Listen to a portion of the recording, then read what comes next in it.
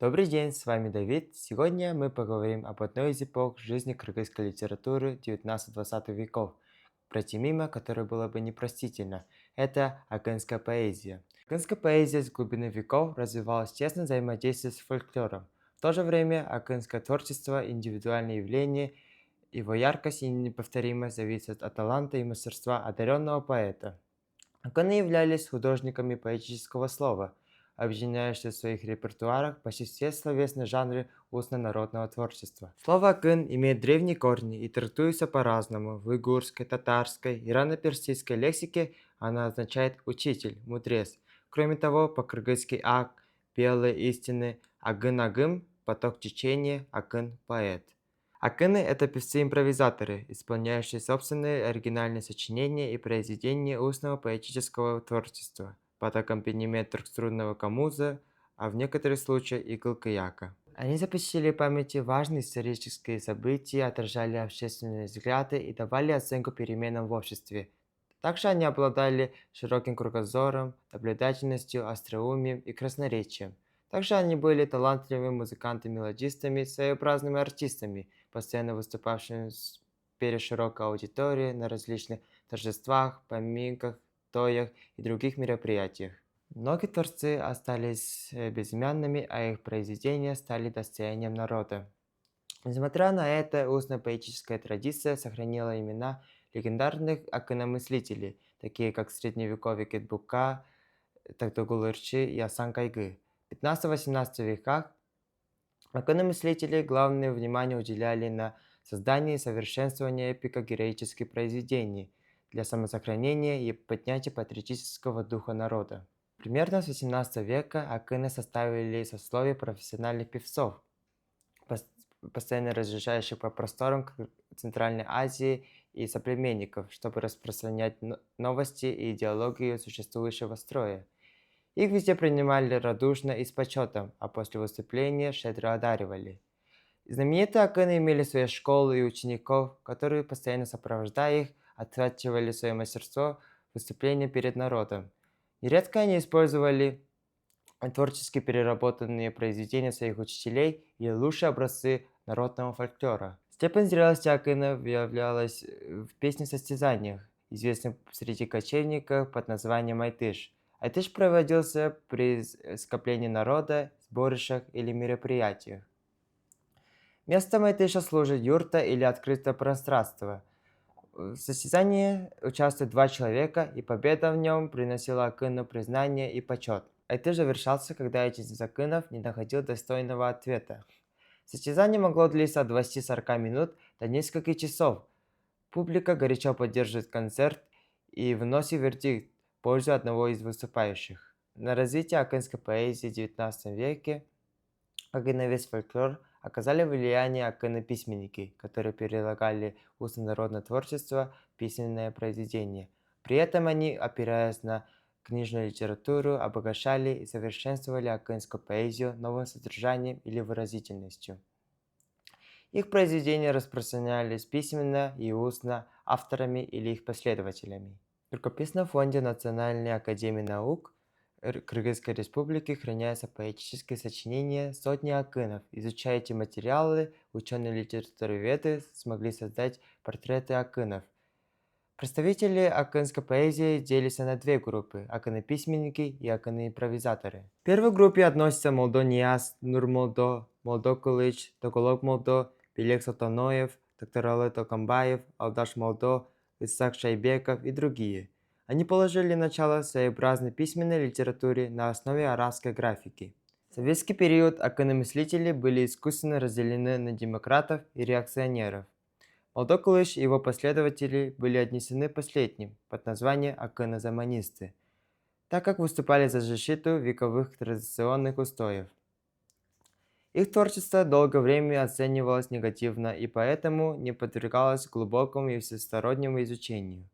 Свои поэтические произведения Молдокулыш записывал и распространял в рукописях. В 1911 году в Уфе была издана его поэма «Зилзала. Землетрясение», являющаяся первым печатным произведением кыргызской литературы. Она использовалась в мусульманских учебных заведениях в качестве учебного пособия. Несмотря на противоречивость взглядов, он был прогрессивным мыслителем, правдиво и художественно отображавшим картину народной жизни, а также красоту природы и животного мира своего края. Известное место развития акынской поэзии принадлежит первому кыргызскому историку и собирателю фольклора Белеку Султаноеву. Получив мусульманское, затем светское образование, он изучал литературу на русском и тюркском языках, записывал устные поэтические произведения родственных народов. В поэмах «Балачак», «Детство» и «Румкан» он описал реальные события конца XIX – начала XX веков, связанные с трагическими последствиями восстания 1916 года и репрессиями начала 1930-х годов. Кроме того, Султаноев переложил в стихотворную форму рассказы Жуковского и Толстого. Его основной труд «Кызыл-Кыргыз тарыхы. История красных кыргызов», опубликованный лишь в 1993 году, подготовлен на базе письменных и устных материалов. Особое место в нем отведено фольклору и произведениям акынов.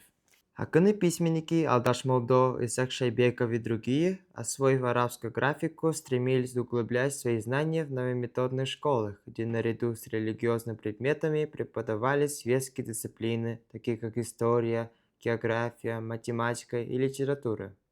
Благодаря этому и природной любознательности им были известны произведения восточных классиков, тюркоязычных народов и устно-поэтическое творчество своего народа. Одаренные природой акыны-письменники, продолжая лучшие традиции предшественников, своими произведениями обогащали акынскую поэзию. Второе направление акынской поэзии – это традиционная линия развития, связанная всецело с устным бытованием. В эту группу входят десятки акынов-импровизаторов. Яркими представителями являются Кылыгулбай-Улу, Арсамбек, Солтобай, Жеңиджок, Токтогул Сатылганов, Барпы Алыкулов, Эшмамбет Байсед-Улу, Калык Акиев, Алымкул Усюмбаев, народный артист СССР Эстебес Турсуналиев, Замирбек Усумбаев и другие. Калыгул и Арсамбек являются великими мыслителями своей эпохи, входят в когорту акынов-заманистов. В отличие от Молдо Кылыча, они распространяли свои произведения в изустном виде. Их произведения пронизаны размышлением и рассуждением о сути человеческой жизни, общества и природы. Таких произведений, как Акыр-Заман, конец эпохи, Дар-Заман, эпоха оскудения, Зар-Заман, эпоха скорби, восхваляется родовой строй, а разрушение патриархально-родового общества и упад нравственных устоев считается концом мира. Таким образом, рубеж 2 веков был временем зенита славы акынов-заманистов, получивших такое название прежде всего из-за повышенного внимания вопросам кардинальных перемен в жизненном укладе кыргызского народа, особенно из-за русского присутствия в стране. Надо особо отметить то, что некоторые акыны, такие как Нурмолдо, Молдонияз, Молдо Кылыч, Алдаш Молдо, не только владели грамотой, но и были достаточно образованными людьми для своего времени. И не зря к им собственным именам было добавлено слово «Молдо». Они создавали свои произведения в письменной форме и распространяли их в рукописных списках. Как отмечено выше, Токтогул со своей высшей степенью драматической судьбой и талантливым словом стал самой знаковой фигурой своего переломного времени. Получилось так, что Токтогул, вернувшийся из ссылки и, как он говорил, 7 лет шедший пешком из Кыргызстана в сибирские тюрьмы и обратно, стал не только всенародным любимцем, но и огромным творческим авторитетом для всех акынов-импровизаторов. Так создавалась его акынская школа, великая плеяда Токтогула, лучшие представители которой это Эшмамбет, Барпы, Алымкул Усимбаев, Калык Акиев, Атай Агомбаев, Коргол Досуев и другие. Они общались с Токтогулом, учились у него и всю жизнь гордились этим счастливым обстоятельством. Гордились своим близким соприкосновением к его гению такие акыны-импровизаторы, как Барпы, Жеңиджок и Тоголок Молдо. Чтобы лучше понять Токтогула, нужно знать его жизнь, его в целом трагическую судьбу. Будучи выходцем из обедневших слоев населения и испытавший все тяготы обременительных налогов царской власти и гениально одаренный как акын-импровизатор, свободолюбивый и одновременно бесстрашный в своем разоблачении несправедливости, Токтогул выступал защитником простого народа. «Богачу рассыпая лесть, вы глумитесь над беднотой, значит, праведник и святой тоже любят вкусно поесть». Что попрятали лбы чалмы, разобраться не в силах мы. То ль бабье, то ль мужчины вы, то в тюрбан такой наряжен, чем скажите, отличен он, от покрытых шалями жен, что в умах рассела тьма. Сам народу, ищан скажи, не является ли чалма только вывеской анжи, только признаком вечной лжи, почтимых духовных лиц, и арабы разбойны всей, вымогателей вралей, сочинителей небылиц.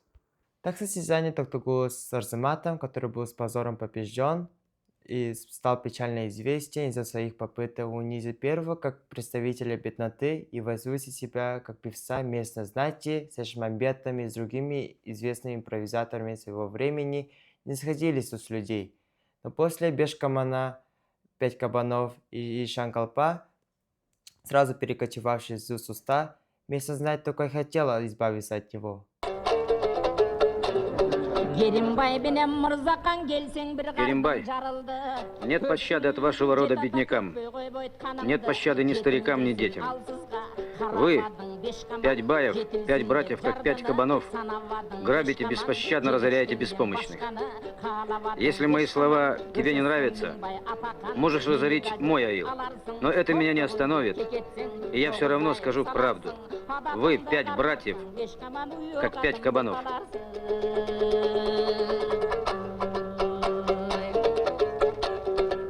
Поэтому его участие, хотя бы косвенное, в так называемом андижанском восстании, скорее правда, чем ложь. Его произведения могли только увеличить народную ненависть к царским властям и вдохновить народ в борьбе с угнетателями. Из-за этого Токтугул был приговорен к каторжным работам, и когда царские жандармы пришли его арестовать, Акын продолжал клеймить своих идейных врагов той же остротой и смелостью, что было раньше. В 1898 году вместе с мятежниками Андижана среди 55 человек, приговоренных к 7-летней каторге в Сибири, был 34-летний Токтугул, который добирался до нее долгим путем на Манган, Москва, Александровский Централ, побывав в тюрьмах Тобольска, Тюмени и Иркутска. Жандармы, не владеющие языком поэта, могли унизить его до потери сознания. Акын был приговорен к самым тяжелым каторжным работам в Сибири. Он работал на месторождениях свинца, меди, золота, на строительстве железной дороги Круглово-Байкал, в тяжелых условиях на лесопилке. Этот тяжелый период его жизни нашел свое отражение в песнях «Переживания узника», «В изгнании», «Песня узника», «Прощай мой народ», «Проклятый век» и другие. Дали мне в руки топор, погнали в лесные края. Я думал, конец мой скор. Вот она, смерть моя. Жизнь пронеслась в глазах, сердце стремителен бег. Вижу, рядом казах, русский, кыргыз, узбек. Вижу, стоят вокруг, несчастные, как и я. Каждый мне брат и друг, узники, как я. Он совершил побег и вернулся на родину в 1904 году, но был снова схвачен в 1910 году. Но по требованию местного населения путем переговоров он был снова отпущен на свободу. И теперь понятно, почему он с таким воодушевлением встретил известие о свержении царя и был ярким сторонником советской власти. Когда царизм рухнул и был сметен революционной бурей, сменился властью советов, провозглашивший себя защитником бедноты и всех угнетенных масс, Токтугул был один из ярким сторонником советской власти, певцом лидера Ленина. Так появилась его знаменитая песня «Что за мать родила такого сына, как Ленин», ставшая хрестоматийной. Он поддерживал новую власть, но это далеко не значило, что он не находил недостатки, и его акынское меткое слово потеряло былую остроту. Известно, что, побывав во Фрунзе и познакомившись с новыми чиновниками, он не удержался и о них сложить песни, смело критикуя и называя все своими именами. Но в последние годы Акын склонялся к философствованию, ездил по местам, чтобы поддержать народ. Его последние сонаты, тюрьме, песни и назидания были полны размышлению о бессердечности времени, смысле жизни, о бредности бытия и о красоте родной земли. Если бы не скакал скакун, если бы я был вечно юн, если бы не менялся мир с первых до последних лун, если бы вечно траве зеленеть, если бы вечно глазам не туснеть, а красавицам молодым, если бы никогда не дурнеть, если бы счастлив был мой народ, если бы не было малых сирот, если бы знать, смерть никогда умных и молодых не берет. Особняком стоят сонаты и назидания великого Акына, философская глубина и жизненность которых и сегодня поражает читателя. Камбаралы Бабулов в своей статье «Бессмертная песня Токтагула» отметил, что кыргызскую литературу невозможно представить без имени Токтагула, как нельзя представить русскую литературу без Пушкина, украинскую без Шевченко, казахскую без Абая, грузинскую без Руставели, латышскую без Райниса. Имен, сияющих на небосклоне этих литератур, как яркие звезды. Мятежная жизнь и бескомпромиссная борьба, Акына с баями и манапами, его непреклонность и несгибаемость в самых невыносимых условиях, твердая воля и неугасимая вера в светлое будущее всегда вызывает восхищение и восторг в каждом благородном и отзывчивом сердце, у всех, кому дороги идеалы мужества и чести. В конце хочется сказать, что акынская поэзия – это не просто часть истории, а живая традиция, которая вдохновляет людей и переносится с поколения в поколение. Надеюсь, что мое видео помогло лучше понять ее значение и уникальность. О других этапах кыргызской литературы и историю расскажут мои одноклассники. Спасибо за внимание.